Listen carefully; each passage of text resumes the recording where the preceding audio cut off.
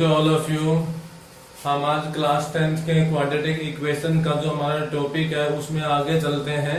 Quadratic equation में हमने basic knowledge ली, उसके बाद में हमने एक्सरसाइज 4.1 है उसका कुछ पोर्शन हमने जाना, और पिछले लेक्चर में हमने ये जानकारी हासिल की कि कोई भी इक्वेशन होती है उसको हम कैसे पहचान पाते हैं कि वो क्वाड्रेटिक है या क्यूबिक है या बाई क्वाड्रेटिक है या लीनियर है। ठीक है, डिग्री के माध्यम से हम उसको पहचान सकते हैं।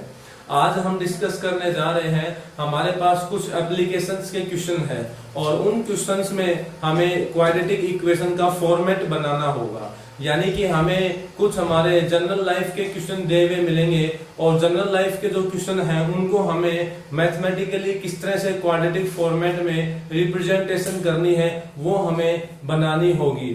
ठीक है, तो आज हमें कुछ क्वेश्चंस जो दिए हुए हैं, represent the following questions in quadratic format, quadratic format में कन्वर्ट करना होगा। जैसे मैं बात करता हूं क्वेश्चन नंबर फर्स्ट के बारे में, तो क्वेश्चन नंबर फर्स्ट मेरा ये है, देखिए क्वेश्चन नंबर फर्स्ट मेरा ये है, the area of rectangular plot,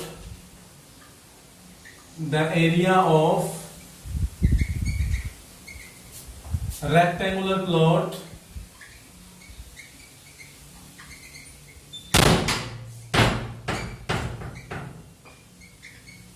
the area of rectangular plot is 528 metre square. यहां पर हमें कोई रेक्टेंगुलर प्लॉट दिया गया है और उसका एरिया है वो 528 मीटर स्क्वायर गिवन है। The length of the plot is, फिर कंडीशन हमें इसमें दी गई है, the length of plot, the length of plot is one more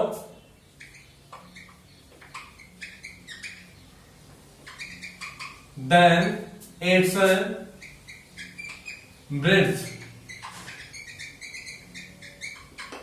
जो इसकी ब्रेड्थ है, इट्स ब्रेड्थ, इसकी जो ब्रेड्थ है यानी कि जो इसकी चौड़ाई है उसके चौड़ाई से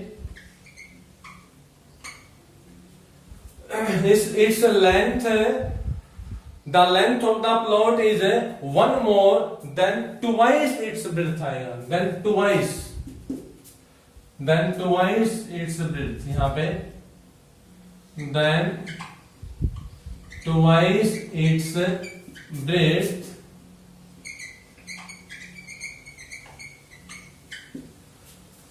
find the length and breadth of the plot. तो प्लॉट की लंबाई और चौड़ाई हमें ज्ञात करनी है। क्या लिखा हुआ है कि एक हमारे पास प्लॉट है, एक रेक्टेंगुलर के आयत के आकार का एक प्लॉट है, उस प्लॉट की जो क्षेत्रफल है वो हमें दिया हुआ है 528 मीटर स्क्वायर। उस प्लॉट का एरिया तो हमें मिल गया और उसके बारे में लेंथ और ब्रेड्थ है उसकी डिटेल भी हमें गिवन है। लिखा है कि the length of the plot, जो प्लॉट है, जो आपके पास आयताकार एक खेत है यानी प्लॉट है, उस प्लॉट का जो लेंथ है वो एक ज्यादा है, किससे एक ज्यादा है, one more than twice its breadth, one more than twice its breadth, यानी कि जो इसकी चौड़ाई है उसके दुगने से एक ज्यादा है, इसकी चौड़ाई के दुगने से एक ज्यादा इसकी लंबाई है। तो हमें इसकी पहले तो क्वाड्रेटिक इक्वेशन बनानी होगी और क्वाड्रेटिक इक्वेशन बनाने के बाद हम यहां से जो सॉल्यूशन आएगा उससे लेंथ और ब्रेड्थ की वैल्यू भी डिफाइन करके बताएंगे। तो सबसे पहले हम देखिए यहाँ पे डायग्राम बना लेते हैं सॉल्यूशन के लिए। देखिए हमारे पास एक रेक्टेंगुलर प्लॉट है, एक रेक्टेंगुलर प्लॉट इस तरह का हो गया, ये एक रेक्टेंगुलर प्लॉट मैंने अज्यूम कर लिया, this is a rectangular plot. यहां पे हमने अज्यूम किया कि ये एक प्लॉट है, रेक्टेंगुलर टाइप में है ये प्लॉट, और इस प्लॉट की जो एरिया है वो गिवन है 528 मीटर स्क्वायर। एरिया इसका दिया हुआ है हमें 528 मीटर स्क्वायर। फिर बात आती है लंबाई और चौड़ाई पे। तो लंबाई के बारे में देखो क्या लिखा है, द लेंथ यानी लंबाई है प्लॉट की वो किसके बराबर है, 1 मोर, एक ज्यादा है, किससे, ब्रेड्थ के दुगने से, यानी चौड़ाई के दुगने से। यदि हम इसकी चौड़ाई है वो x अज्यूम कर ले या y अज्यूम कर ले, इसकी चौड़ाई ये है, इसकी चौड़ाई मैंने ले ली y मीटर, तो चौड़ाई के दुगने से ये जो चौड़ाई है इसका मैं दुगना कर दूं तो 2y हो जाएगा, और उससे भी एक ज्यादा है वो हमारी क्या बन जाएगी, लेंथ बन जाएगी। क्वेश्चन में लिखा है कि लेंथ ऑफ प्लॉट, प्लॉट की जो लंबाई है वो चौड़ाई के दुगने से एक ज्यादा है। तो ये अगर मैं y मीटर लेता हूं चौड़ाई, तो लंबाई कितनी बन जाएगी मेरी, इसका दुगना कर दो और एक इसमें ऐड कर दो। लिखा है ना 1 मोर, एक ज्यादा, तो एक ज्यादा कर दिया इसका। अब देखिए क्वेश्चन के अकॉर्डिंग हम एरिया निकालेंगे, तो एरिया का फॉर्मूला होता है लेंथ इंटू में ब्रेड्थ। तो यहाँ पे हमारी लेंथ क्या बन जाएगी, हमारी जो लेंथ होगी वो हो जाएगी यहाँ पे 2y प्लस 1 मीटर, ठीक है, ये तो लेंथ होगी। ब्रेड्थ की बात करें हम इसकी, तो ब्रेड्थ हमारे पास कितनी हो जाएगी, इसमें देखिए ब्रेड्थ हो जाएगी y मीटर। लंबाई तो होगी हमारे पास 2y जमा 1 मीटर, चौड़ाई होगी y मीटर। अब एरिया की बात करें तो एरिया हम कैसे निकालते हैं, एरिया निकालने का फॉर्मूला हमारा क्या होता है, लेंथ इंटू में ब्रेड्थ। एरिया हमें गिवन है 528 और लेंथ और ब्रेड्थ की गुणा करेंगे तो ये आ जाएगा 2y प्लस 1 और ब्रेड्थ हो जाएगा y, यानी कितना बन गया, यहां से गुणा करते हैं y के अंदर 2y स्क्वायर प्लस में y आ जाएगा। क्लियर, यहां तक आपके पास कोई डाउट है तो देख लेते, बताएं। तो यहाँ पे अब इसके बाद हम इस 528 को उधर लेके जाएंगे तो ये आपके पास नेगेटिव फॉर्मेट में हो जाएगा, यानी हमारे पास क्या इक्वेशन बनेगी, ये 2y स्क्वायर प्लस में y और माइनस का 528 हो जाएगा। इज इक्वल टू में इधर क्या बच गया, अब जीरो बच जाएगा, वो जीरो आप इधर लिख दो चाहे इधर लिख दीजिए, दीज आर सेम थिंग। अब ये आपके पास एक क्वाड्रेटिक इक्वेशन रिप्रेजेंट हो गई है। क्वेश्चन तो आपका केवल इतना ही है, हमें यही बताना था कि ये जो आपके जर्नल लाइफ का जो क्वेश्चन है, ये आपका जर्नल लाइफ का जो क्वेश्चन है, इसको हमें एक क्वाड्रेटिक फॉर्मेट में रिप्रेजेंट करके दिखाना था। तो रिप्रेजेंट तो हमने कर दिया क्वाड्रेटिक फॉर्मेट में, लेकिन यदि आपसे ये पूछा जाए कि इसकी लंबाई और चौड़ाई भी बताइए प्लॉट की, तो प्लॉट की लंबाई और चौड़ाई निकालने के लिए ये एक क्वाड्रेटिक इक्वेशन है, इस क्वाड्रेटिक इक्वेशन को हम फैक्टराइज करेंगे। यहां पर जो y होता है, y को हमें यहाँ पर y के कोफिशिएंट्स को हमें स्प्लिट करना होता है। फैक्टराइजेशन मेथड से जब हम सोल्व करते हैं तो उसका तरीका देखिए क्या है, यहाँ पे इसको हम यूजिंग फैक्टराइजेशन मेथड से सोल्व करेंगे। हम इसको सोल्व करते हैं फैक्टराइजेशन मेथड से, हम इसके फैक्टराइज करते हैं। तो फैक्टराइज के लिए हमारे पास दो वैल्यूज होनी चाहिए, एक तो प्रोडक्ट होना चाहिए और एक सम होना चाहिए। अब प्रोडक्ट क्या होता है, यानी जीरोज का प्रोडक्ट कितना होगा हमारे पास, तो जीरोज का प्रोडक्ट देखने के लिए देखो यहाँ पे कांस्टेंट जो होता है y स्क्वायर का जो कोफिशिएंट, y स्क्वायर का कांस्टेंट या y स्क्वायर का कोफिशिएंट जो है उसकी मल्टीप्लीकेशन लास्ट कांस्टेंट के साथ करके देख लो, यानी 2 की गुणा माइनस का 528 के साथ कर लेंगे तो कितनी बन जाएगी आपके पास, 2 की गुणा करें तो 8 दूने 16, तो आपके पास प्रोडक्ट कितनी हो जाएगी, देखिए 8 दूने 16, एक कैरी होगी, 2 दूने 4 और एक 5, और यहाँ पे आ जाएगा 5 दूने 10, यानी कि अब हमारे पास माइनस का 1056 ये तो प्रोडक्ट हो, और सम होता है y का कोफिशिएंट 1, यानी कि सम हमारे पास 1 हो और प्रोडक्ट हो हमारे पास माइनस के 1056। ऐसा पेयर हमें ढूंढना पड़ेगा जिनकी गुणा करने पे तो आ जाए माइनस का 1056 और जिनका जोड़ करें तो 1 आ जाए। ऐसा पेयर ढूंढने के लिए हमें यहाँ पे प्राइम फैक्टराइजेशन करना पड़ेगा, हमें यहाँ पे प्राइम फैक्टराइजेशन करना पड़ेगा। यहाँ पे हमें ऐसा फैक्टर बनाना है जिनका प्रोडक्ट करें तो माइनस का 1056 आए और जोड़ करने पे 1 आ जाए। तो ऐसा फैक्टर हमें यहाँ पे इतनी बड़ी कैलकुलेशन हम पॉसिबल नहीं है बना सके डायरेक्टली। तो इसके लिए हम क्या करते हैं, प्राइम फैक्टराइजेशन की हेल्प लेते हैं कि 1056 होता है, इसका प्राइम फैक्टराइजेशन हम इस तरह से बना लेते हैं और वहां से फिर हम कैलकुलेट कर सकते हैं आसानी से। तो 2 से करते हैं तो यहाँ पे आ जाएगा 528। इसके बाद फिर मैं 2 से करता हूं तो 2 2 जा 4 हो जाएगा, 2 6 जा 12 हो जाएगा, 2 4 जा 8 आ जाएगा।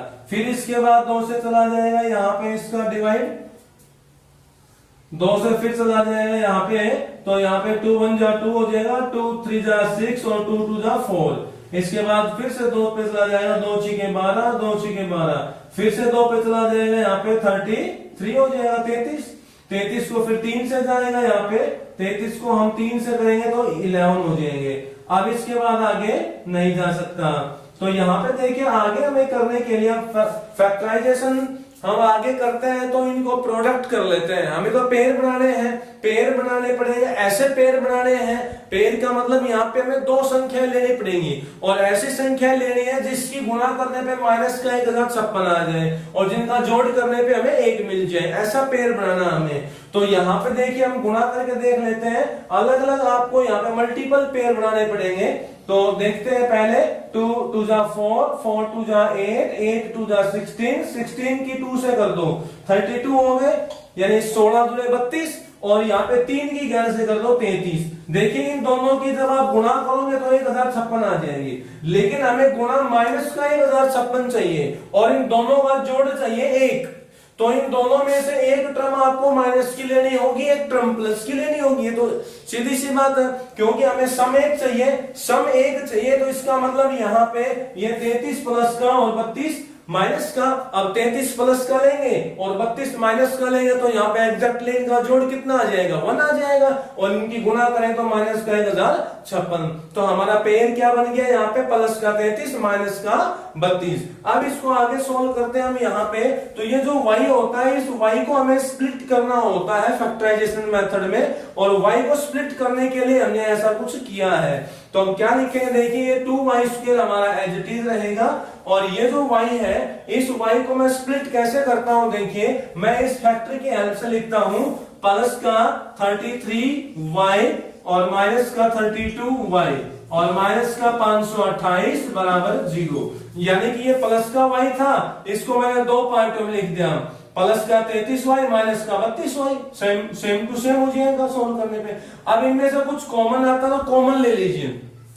यहां से जब आप कॉमन लेंगे तो हमें केवल y कॉमन मिलेगा। देखिए यहाँ पे 33y है, यहाँ पे 2y² है, तो y कॉमन मिलेगा और यहाँ पे 2y मेरे पास एज इट इज रहेगा, प्लस का 33 रहेगा। यानी कि ये y यहाँ पे भी है, यहाँ पे भी है, तो y कॉमन ले लिया, यहाँ पे 2 सेम बच गया, एक y बच गया, प्लस का 33 माइनस का यहां से 32 कॉमन ले ले, या 32 नहीं आएगा, शायद 32 कॉमन नहीं आएगा, यहां से 16 आएगा आपके पास कॉमन, क्योंकि आगे हमें 2y चाहिएगा, तो यहां से हमारे पास 16 कॉमन आएगा। एक बात का ध्यान रखें, जो टर्म आपके पास यहाँ बनती है ना 2y प्लस में 33, वही टर्म यहाँ बनेगी 2y प्लस में 33। तो आपको ये देखना पड़ेगा इन दोनों में से कॉमन क्या लेना है, उसी हिसाब से कॉमन लो जिस हिसाब से आपको ये बनाना है। अगर मैं यहाँ 32 का 32 बाहर ले लेता तो मेरे पास अंदर तो y बच जाता। मैंने 16 क्यों लिया है, यहाँ पे 16 क्यों लिया है, ताकि अब मेरे पास अंदर प्लस का 2y बच जाएगा, 2y, क्योंकि हम इन दोनों की गुणा करूंगा तो 16 दूने 32 और माइनस माइनस और y का y आ जाएगा। ठीक है, ये माइनस मैंने बाहर ले लिया तो अंदर प्लस बच जाएगा। अब 528 में से आपको 16 कॉमन लेना है, यानी 528 को 16 से भाग दोगे, 528 को 16 से भाग देंगे तो 33 ही आएगा, प्लस का 33 हो जाएगा, इज इक्वल टू में 0। अब देखो 2y प्लस में 33 यहाँ पे भी है और यहाँ पे भी है, तो हम कॉमन ले लेंगे 2y प्लस में 33 कॉमन, और यहाँ पे क्या बच गया पीछे, y माइनस में 16, y माइनस में 16 इक्वल्स टू 0। अब इन दोनों की गुणा, इसकी गुणा इसकी गुणा क्या है, 0 है, इसका मतलब दोनों में से कोई ना कोई तो 0 होगा ही, तो हम दोनों में से एक को 0 रखेंगे, फिर दूसरे को भी रख सकते हैं, आइदर दिस 0 और दिस 0। अगर मैं इसको 0 को रखता हूं, यानी कि 2y प्लस में 33 को मैं 0 रखता हूं, तो यहां से क्या रिजल्ट मिलेगा मेरे को, 2y बराबर माइनस का 33 और y बराबर मेरे को मिल जाएगा माइनस का 33 बटा में 2, यानी कि नेगेटिव वैल्यू आ गई मेरे पास। y की वैल्यू कैसी आ गई? नेगेटिव आ गई। दूसरे पोर्शन में जब मैं इसको 0 के बराबर रखूंगा तो इसको 0 के बराबर रखने पे मेरे को मिलेगी y बराबर 16। तो दो वैल्यू मिली, एक 16 और एक मिली है माइनस का 33 बटा 2। तो इन दोनों में से कौन सी वैल्यू सही है वो हमें सेलेक्ट करनी है। तो y की वैल्यू नेगेटिव तो हो नहीं सकती। क्यों नहीं हो सकती नेगेटिव की? क्योंकि y क्या है? What is y? y is a breadth. y एक यहाँ पे चौड़ाई का काम करिए, तो चौड़ाई होती है वो कभी भी नेगेटिव में नहीं हो सकती। तो ये तो आपके पॉसिबल होगी नहीं। आपको ये लेनी है y का वैल्यू के लिए, तो आपके पास y की वैल्यू यानी ब्रेड्थ कितनी हो जाएगी? 16। तो आपकी लेंथ कितनी हो जाएगी? यहाँ 16 रख देंगे, 16 रखेंगे तो 16 दूने 32 और एक 33, दोनों मीटर में है। तो आपकी ब्रेड्थ होगी 16 मीटर और लेंथ होगी 33 मीटर। ठीक है, इस तरह से आपको ये क्वेश्चन सोल्व करना है। हमारा जो क्वेश्चन था वो केवल यहां तक था, यहां तक क्वेश्चन हमारा यहां तक है। बाकी मैंने आगे जो भी बताया आपको ये नॉलेज के लिए बताया है, क्योंकि आगे हमारे काम आएगा, ये आएगा काम, अगली एक्सरसाइज में आने वाला है ये काम। तो इसको भी हमें कोशिश करनी है करने की, इसको भी फेयर नोट रूप में करें ऐसे। ठीक है, तो ध्यान से देखें और करें। कोई डाउट है तो बताएं। इसके बाद में मैं इसी फिजिकल लाइफ के रिलेटेड अगला क्वेश्चन है उसके बारे में डिस्कस करना चाहूंगा। जो हमारा नेक्स्ट क्वेश्चन होगा वो हमारी उम्र के ऊपर होगा, हमारी एज के ऊपर होगा। देखिए हमारा नेक्स्ट क्वेश्चन,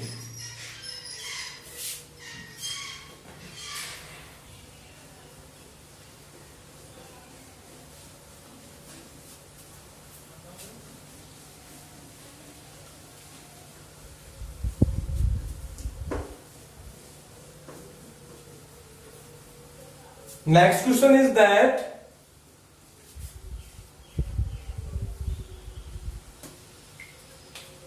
सेकंड क्वेश्चन देखिए, रोहन्स मदर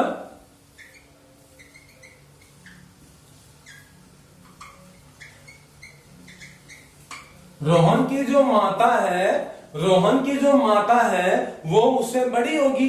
कितनी बड़ी है? Is 26 year, is 26 years older than him। Rohan की जो माता है वो उससे 26 साल बड़ी है। ठीक है, the product of their edges, the product of their ages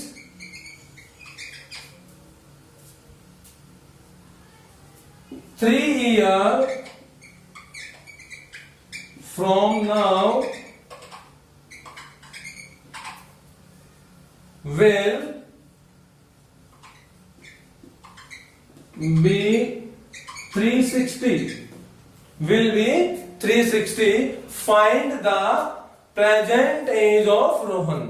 देखिए क्वेश्चन में ये कहा गया है कि कोई एक व्यक्ति है रोहन, या कोई बच्चा है, मान सकते हैं बच्चा है कोई, और उसकी माताजी, उसकी जो माताजी है उसके साथ उसका एज का संबंध बताया गया है कि रोहन की जो माता है वो 26 साल बड़ी है रोहन से, older than him, रोहन से बड़ी है।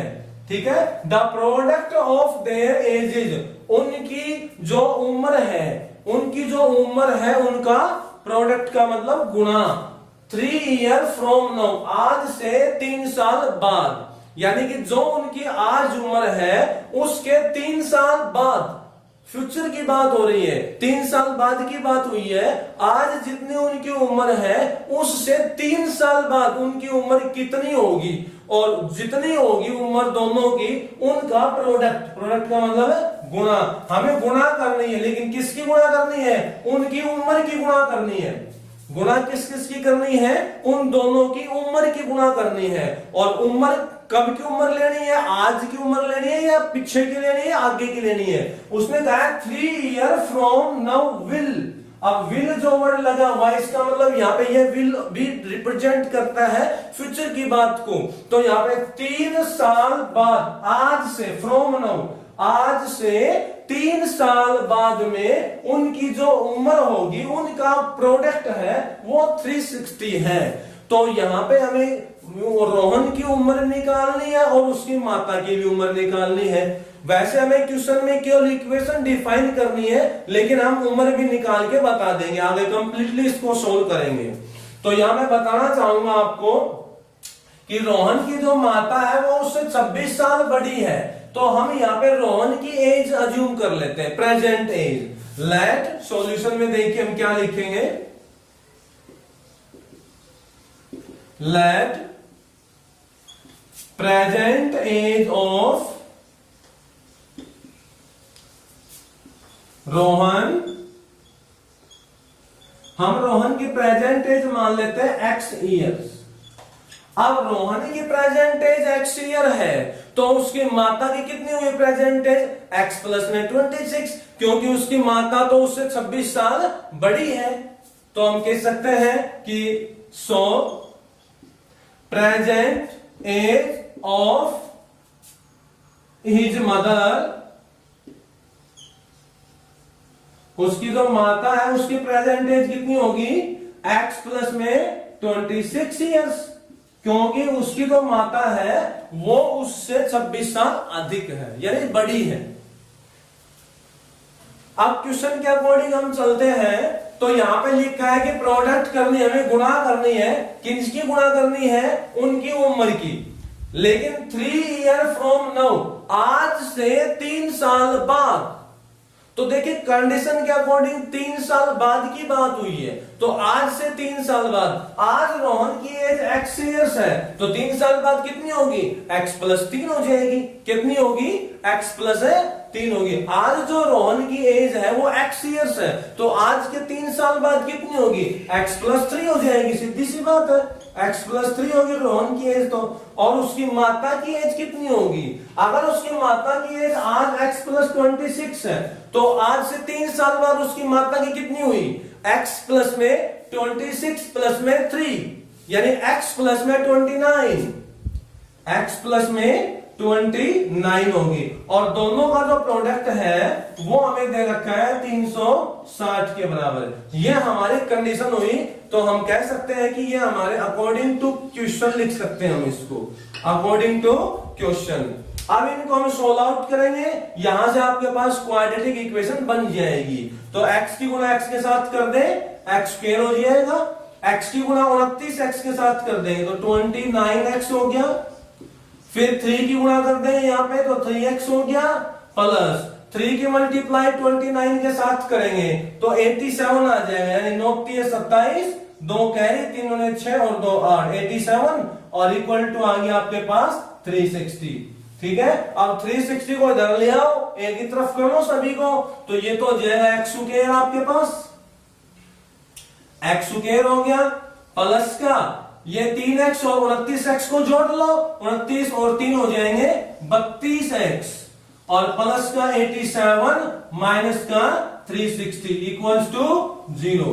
ठीक है, 360 को हम इधर लेके आएंगे तो माइनस का 360 हो गया, प्लस का 87 आ गया। इसके बाद में हम आगे देखते हैं, सोल्व करते हैं इसको, तो यह आ जाएगा आपके पास x स्क्वायर सेम, प्लस का 32x, और यहां पे देखिए माइनस का, ये 360 माइनस के हैं और 87 प्लस के हैं, तो इनको सोल्व करेंगे तो माइनस के बचेंगे आपके पास, तो 10 में से 7 गए तो 3, और यहाँ पे हमारे पास 5 बच गए, इधर से कर लेंगे 15 में से 8 गए 7 और 2 273 इक्वल टू क्या जाएगा 0 आ गया।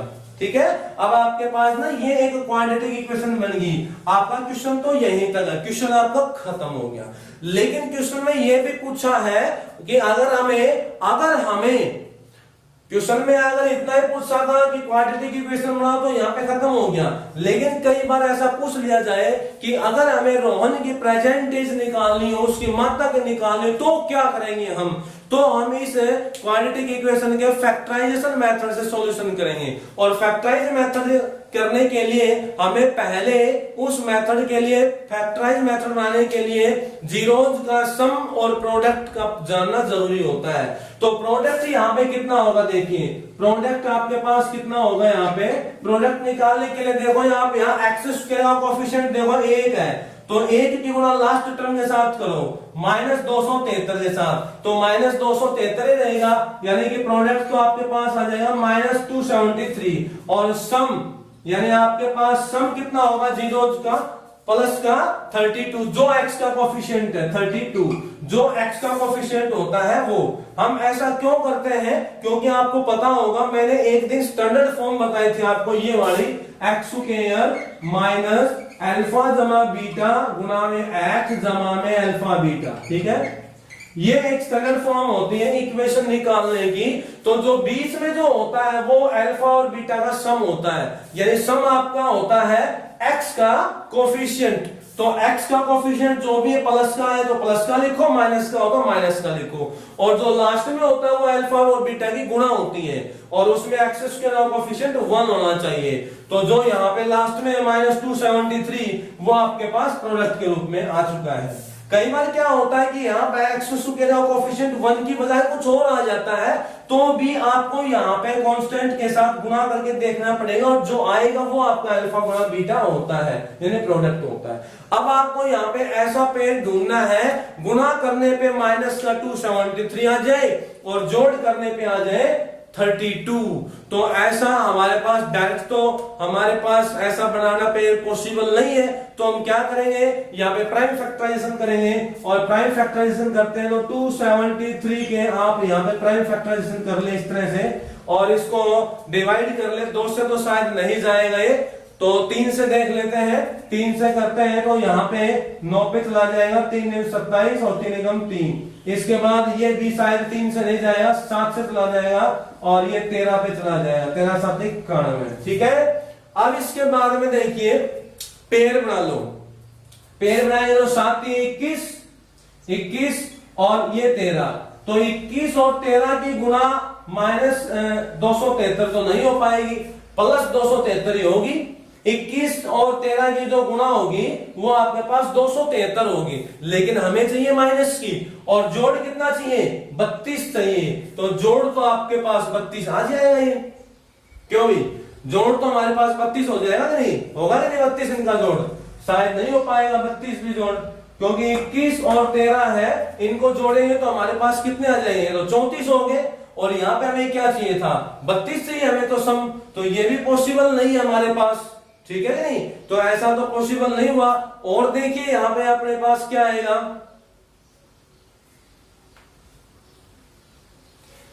इसके अलावा कोई और पेड़ ढूंढना पड़ेगा, ये तो पेड़ कामयाब नहीं हुआ, और दूसरा पेड़ ढूंढते हैं। तो ये 7 और 3 की गुणा मत करो, ऐसे कर सकते हैं हम गुणा, 13 की कर दो 3 से, तो 13 3 39, ठीक है, और 7, तो ये दोनों पेड़ देखिए, ये दोनों देखते हुए इन दोनों की गुणा तो कितनी आएगी 273, जोड़ चाहिए 32, तो इन दोनों का जोड़ है वो 32 आ सकता है, लेकिन कैसे आया, जब मैं माइनस का 7 ले लेता हूं तब।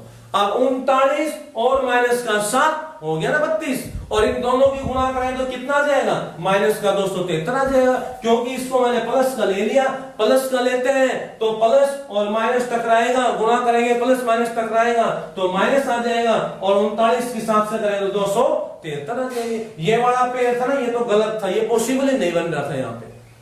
अब इनको जोड़ेंगे तो प्लस का 32 आ जाएगा।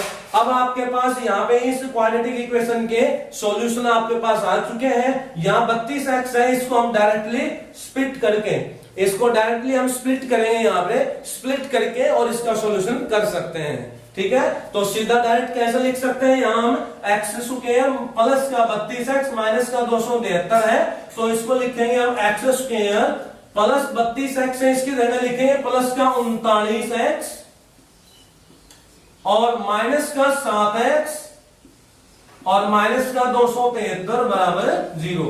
ये आपके पास क्वाड्रेटिक इक्वेशन का सॉल्यूशन है। इसको सोल्व कर लो तो यहाँ पे इन दोनों में से x कॉमन आ जाएगा हमारे पास। x कॉमन हो गया दोनों में से, यहाँ बच गया x प्लस में 39, ठीक है। और इन दोनों में से हमें -7 मिल जाएगा कॉमन, तो ये भी x प्लस में 39 आ जाएगा, ठीक है, इक्वल टू 0। ये ध्यान रखें कि ये दोनों वैल्यू हमेशा सेम होनी चाहिए, बीच में प्लस है तो प्लस ही होना चाहिए। अब x plus 39, x plus 39, x plus 39 दोनों में से कॉमन ले लो, आपके पास क्या बच गया यहाँ x माइनस 7 बच गया, x माइनस 7। और इनकी गुणा किसके बराबर है?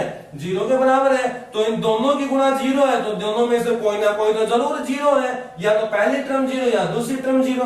पहली टर्म को 0 रखते हैं तो x प्लस में 39 को 0 रखेंगे, तो यहाँ से x की वैल्यू तो क्या आ गई? माइनस का 39। हम ये लिखेंगे यहाँ पे कि आइदर x प्लस में 39 इक्वल टू 0, अगर ये 0 नहीं होगा तो दूसरी टर्म 0 होगी, x minus 7 equal to 0। x minus 7 equal to 0, तो x इज इक्वल टू क्या आ जाएगा? 7 हो जाएगा, ठीक है। अब आपके पास x की वैल्यू एक तो ये आ गई और एक ये आ गई, ठीक है। अब हमारे पास x क्या था ये देखिए, कौन सी वैल्यू सेटिस्फाई है दोनों में से? x क्या था? x है आपके पास यहाँ पे कोई उम्र, और उम्र कभी भी नेगेटिव में नहीं हो सकती, तो ये तो आपका पॉसिबल नहीं होगा। तो कौन सा पॉसिबल हुआ? x की वैल्यू कितनी होगी? 7 पॉसिबल होगी। इट मींस रोहन की जो एज थी वो कितनी हो जाएगी आपके पास? रोहन की जो एज होगी वो हो जाएगी 7 इयर्स। रोहन की जो एज होगी वो 7 इयर्स हो जाएगी। और उसकी मदर की एज कितनी होगी? 26 प्लस में 7, उसकी मदर की हो जाएगी 26 प्लस में 7, यानी कि 33 इयर्स। उसकी माता की जो उम्र होगी वो हो जाएगी 33 साल, और उसकी एज हो जाएगी 7 साल, ठीक है। तो ये आपके जर्नल लाइफ के कुछ एक क्वेश्चन है। इसी कड़ी को हम आगे बढ़ाएंगे अगले लेक्चर के अंदर, अगले वीडियो के अंदर, और वहां पे और भी इंटरेस्टिंग क्वेश्चंस के साथ आएंगे। वहां पे हम ट्रेन में बैठेंगे और ट्रेन के क्वेश्चंस पे डिस्कस करेंगे। तब तक थैंक्स।